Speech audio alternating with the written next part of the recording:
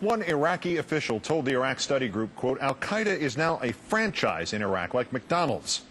It was far from the only blunt assessment in that report, and the panel addressed the serious possibility of a complete collapse of the Iraqi government, regional conflagration, and a further spread of terrorism. But in our fourth story in the countdown, were those 79 recommendations comprehensive, or did they merely provide political cover? And will the panel's findings advance the debate without advancing a solution to the quagmire in Iraq? Joining us now, Senator Russ Feingold of Wisconsin. Senator, thanks for your time tonight. You bet, Keith. The whole argument for this war was as a function of American counterterrorism efforts. Let me read one excerpt about that directly from the report. A chaotic Iraq could still provide a still stronger base of operations for terrorists who seek to act regionally or even globally. Al-Qaeda will portray any failure by the United States in Iraq as a significant victory that will be featured prominently as they recruit for their cause in the region and around the world. But hasn't all that already happened? And do you think the panel missed how much the war in Iraq has been a drain on the global fight against terror? No, they sure did, Keith. I mean, I feel like I've been watching the preview of premiere of a blockbuster movie in Washington.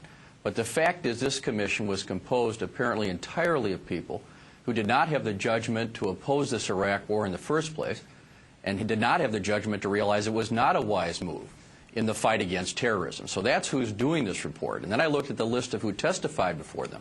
There's virtually no one who opposed the war in the first place. Virtually no one who's been really calling for a different strategy that goes for a global approach to the war on terrorism. So this is really a Washington inside job. And it shows not in the description of what's happened. That's fairly accurate. But it shows in the recommendations. It's been called a classic Washington compromise that does not do the job of extricating us from Iraq in a way that we can deal with the issues in Southeast Asia, in Afghanistan, and in Somalia, which are every bit as important as what is happening in Iraq. So this report does not do the job, and it's because it was not composed of a real representative group of Americans who believe what the American people showed in the election, which it is, that is, it's time for us to have a timetable to bring the troops out of Iraq. So, bottom line, would you agree with this? The country's focus, the government's focus should be on getting us out as quickly as possible. And is there anything in the report that hastens that? Well, there's some good recommendations, absolutely. Making sure that we have more translators, making sure that we actually budget properly for this war, talking to countries that aren't necessarily friendly to us. Those are all good recommendations. But the problem is, the bottom line here is, what are we going to do so we can allocate our resources around the world to the battle against terrorism? This report keeps us in Iraq. This report keeps our resources there. One of the things I really noticed is they said we should put our very best people embedded in the Iraqi army. Well, that's nice, but that means they won't be in Afghanistan. And we are losing ground to the Taliban in Afghanistan, which, as I remember, is where the attacks came from on 9/11. So this thing fundamentally continues the ultimate mistake in Washington of looking at the world through the prism of Iraq instead of looking at the threat from Al-Qaeda as a global problem. The incoming majority leader of your caucus in the Senate, Harry Reid, has called on President Bush to adopt the panel's recommendations regardless of your points or anybody else's. Do you make the same call? Is this better than nothing at this point?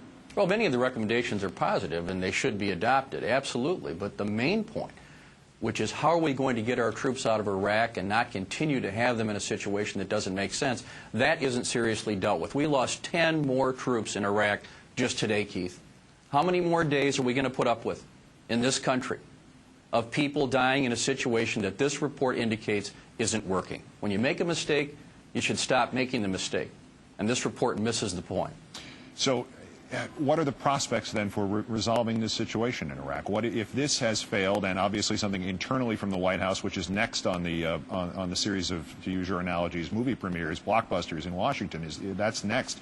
Where is the avenue of exit? The answer is to have a time frame clearly communicated to the Iraqi government. I had originally proposed 15 months ago that it be done by now. Let's say we do it by the middle of next summer, that we're going to be bringing our troops out, redeploying them, as Congressman Murtha has said. We're going to keep certain troops there for purposes of special ops to go after terrorists, but we're not going to continue to have 140,000 troops trying to stop a civil war. That is a simple solution. It is a legitimate solution. And it is the only way to prevent the grotesque losses that are occurring with regard to American troops, our military readiness, and most importantly, the damage to the national security of the American people. which is being heard every day when we focus excessively on Iraq and not on the world threat that we are facing from al-Qaeda and its affiliates. That's the bottom line. Lastly, sir, a political question. Does this report provide the necessary political cover to allow other members of your party, maybe some members of the Republican Party, to try to accomplish the exit in the terms that you just expressed it in?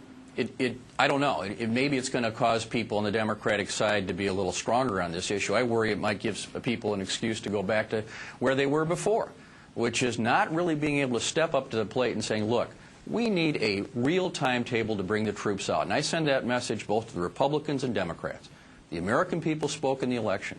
They want our troops out of Iraq. And you know what? They are right. That's the right thing to do. And Democrats and Republicans have to get serious about this right now. Senator Russ Feingold, Democrat of Wisconsin, great thanks for joining us Thanks. tonight, sir.